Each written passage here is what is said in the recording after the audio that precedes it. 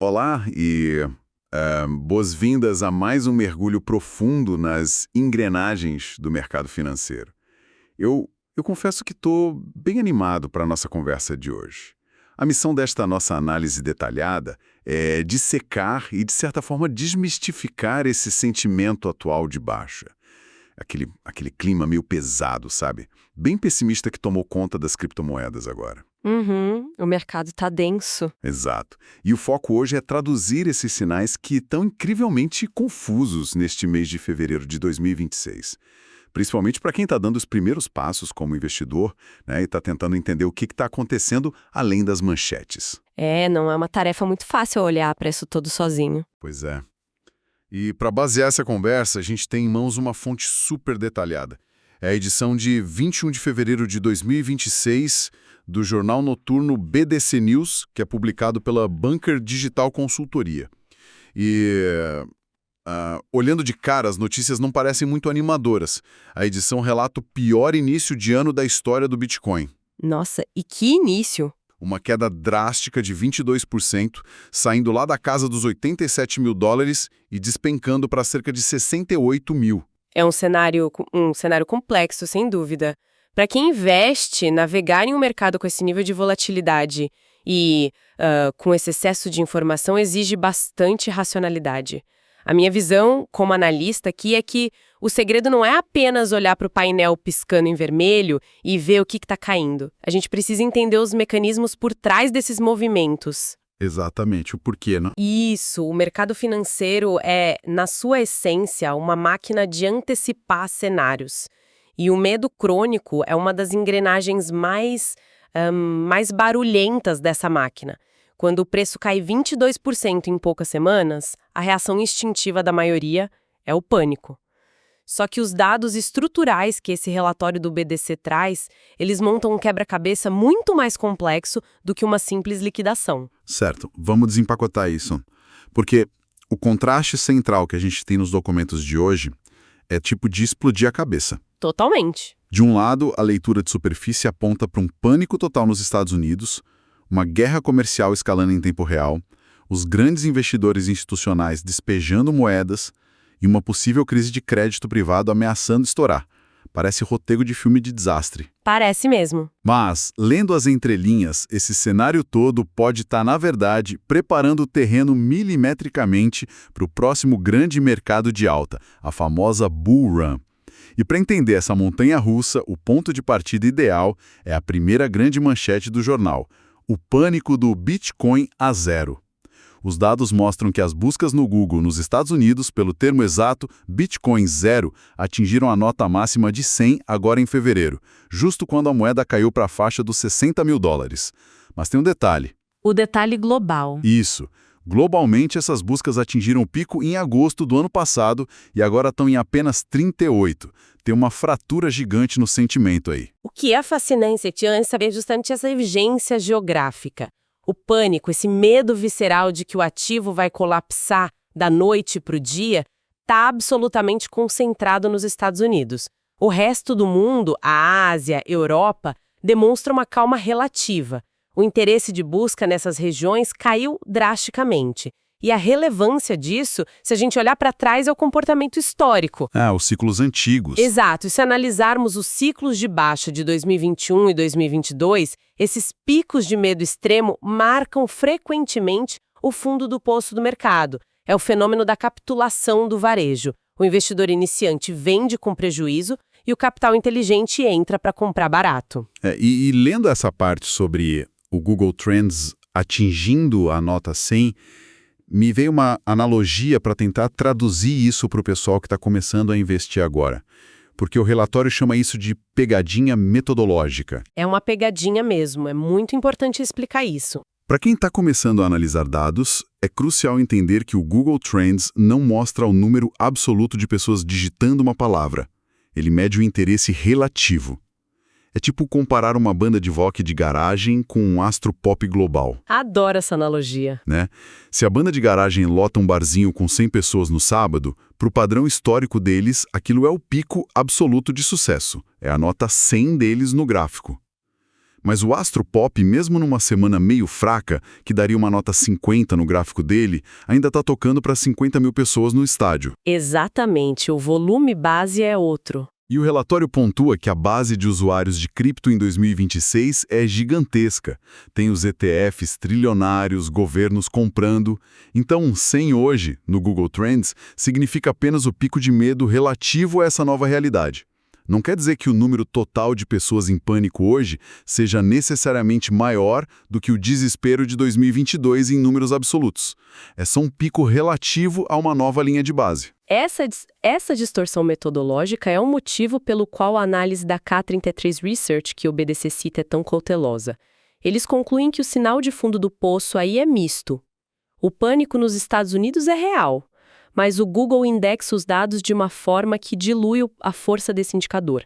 A conclusão mais sólida que o BDC aponta é que o mercado provavelmente não vai simplesmente bater no fundo e disparar num formato de V, sabe? Aquela recuperação milagrosa. Isso. O cenário mais provável é a entrada numa longa e às vezes bem entediante zona de acumulação, com o preço flutuando entre 60 mil e 75 mil dólares por um bom tempo.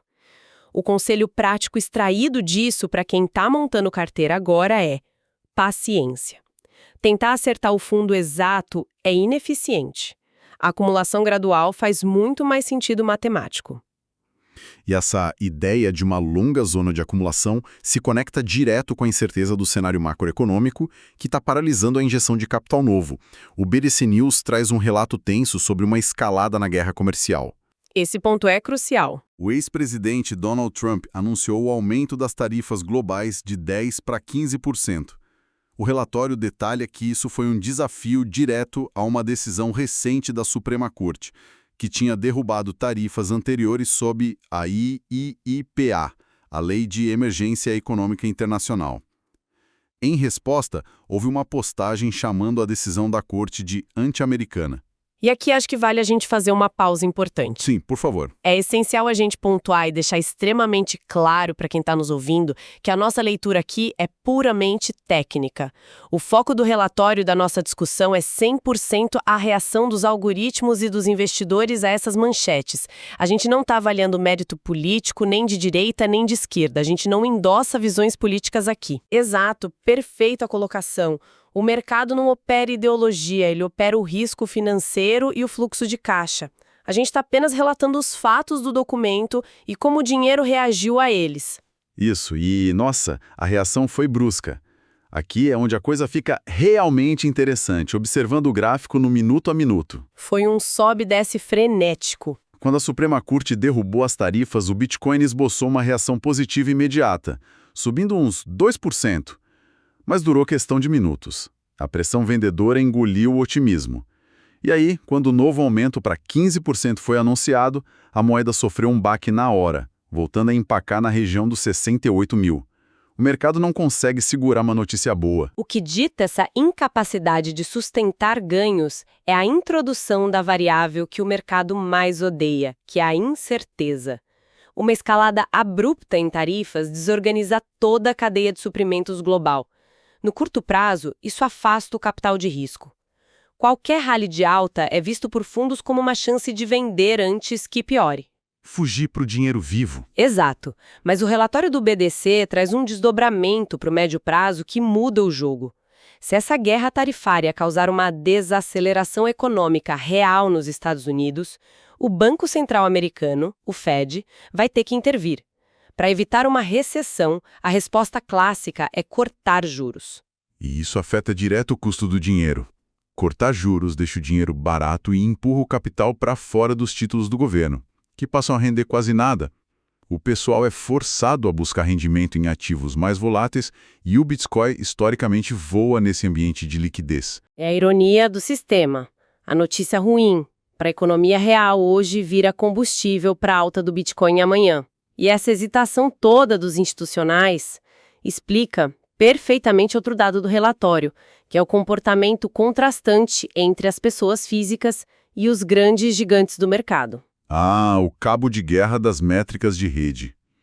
O relatório mostra que os pequenos investidores, o varejo que tem menos de 0,1 Bitcoin na carteira, Aumentaram a participação deles em 2,5% desde o topo histórico de outubro. É o maior nível desde meados de 2024. O pessoal comum está comprando a queda. Mas o preço continua caindo. É uma dissonância bem forte. Para explicar o porquê dessa dinâmica frustrante acontecer, queria que você explicasse aquele conceito clássico do mercado para quem é novato. A história das baleias. Claro, é a melhor forma de visualizar o que está acontecendo. Pense no mercado como um oceano. Os pequenos investidores operam como enormes cardumes de sardinhas. Quando o cardume nada na mesma direção comprando, eles criam uma correnteza.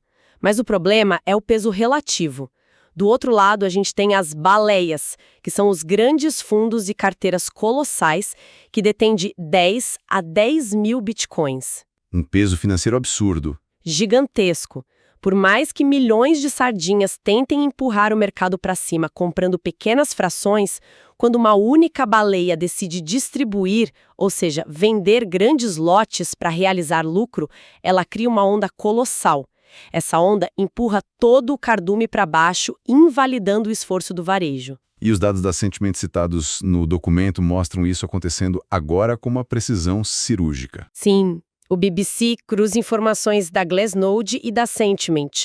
No dia 5 de fevereiro, quando tivemos aquele flash crash, aquele mergulho relâmpago para $60 mil, a Glassnode registrou uma acumulação agressiva pelas carteiras médias, aquelas de 10 a 100 bitcoins. Parecia uma reversão forte. Mas a lente da Sentiment, focada nas carteiras gigantes acima de 100 bitcoins, mostra uma linha reta de distribuição. As verdadeiras baleias não pararam de vender a cada respiro de preço desde outubro.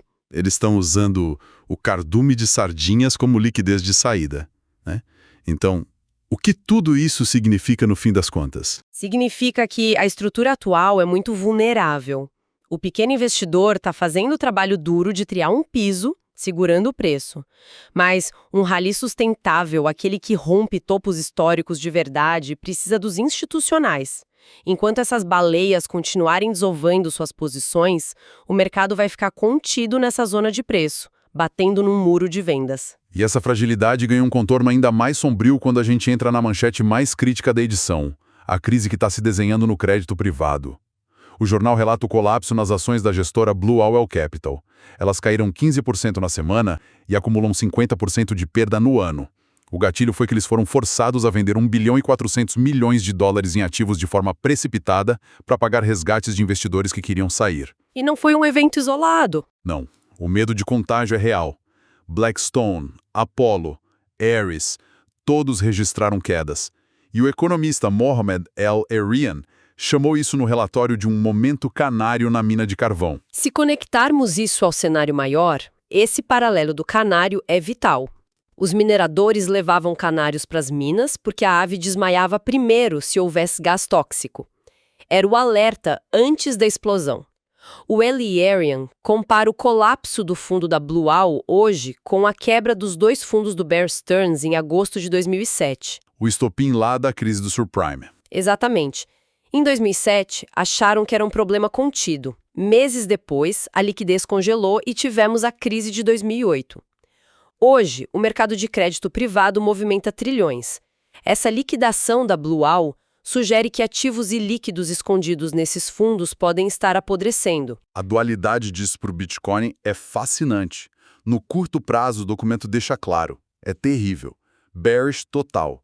Se o crédito trava, o pânico toma conta e os fundos vendem o ativo mais líquido que tiverem. No caso, cripto. Sangra violentamente. Mas no longo prazo, se o canário realmente morreu e a crise estourar, a perspectiva inverte. Inverte porque força a mão dos bancos centrais. A única ferramenta deles hoje contra crises sistêmicas é a impressão massiva de dinheiro, o relaxamento quantitativo, ou QI, e juros zerados. Eles inundam o sistema com trilhões para salvar o mercado. Isso destrói o valor da moeda estatal e força os institucionais a buscarem proteção em ativos escassos fora do banco. E aí que entra uma parte da história que eu, como fã de uma boa narrativa, acho sensacional. O relatório resgata um detalhe histórico impossível de ignorar. A poesia embutida no bloco Gênesis. O Bitcoin não nasceu num dia tranquilo. Ele foi concebido no epicentro exato da crise de 2008. No meio do furacão. No dia 3 de janeiro de 2009, o criador anônimo gravou uma mensagem no código do primeiro bloco. A manchete do The Times daquele dia: chanceler à beira do segundo resgate para bancos. Era um manifesto contra imprimir dinheiro para salvar banco falido. Se a gente está de novo à beira de uma crise sistêmica precisando de resgate, a tese original de refúgio do ativo volta com uma força absoluta. A ironia histórica é perfeita. A análise do BDC força a gente a ampliar o horizonte. No dia a dia tem fraqueza. A baleia vende, as tarifas atrapalham, mas as peças macroeconômicas de estresse extremo estão se alinhando para a próxima fase de expansão monetária. Para sintetizar essa enxurrada de dados de hoje, o pânico de curto prazo lá no Google Trends e a venda das baleias justificam o momento. O varejo está acumulando e segurando o preço, mas o tremor na Blue Owl Capital sinaliza que a economia tradicional pode estar perto de exigir mais uma vez aquele remédio inflacionário pesado. O caos de hoje sendo o arquiteto da alta de amanhã. E isso levanta uma questão importante, sabe? Uma reflexão para quem acompanhou a gente até aqui. Se uma crise de crédito forçar o governo a imprimir trilhões novamente em 2026, como os grandes bancos vão reagir? Em 2008, eles esnobaram a tecnologia. Hoje, o Bitcoin é um ativo global, institucionalizado. Se houver um colapso inflacionário, será que eles seriam forçados, até pelo dever fiduciário com os clientes, a comprar agressivamente o exato ativo criado para destruí-los? Uau! É um paradoxo incrível que redefine a dinâmica de poder do mercado. Uma provocação e tanto para deixar na cabeça de quem está acompanhando essa análise com a gente.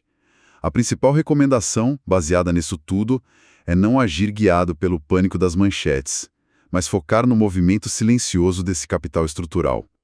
Foi excelente desempacotar essa macroeconomia com você hoje. Um abraço para quem nos ouviu e até o nosso próximo mergulho profundo. O mercado recompensa a paciência e a razão. Até a próxima análise.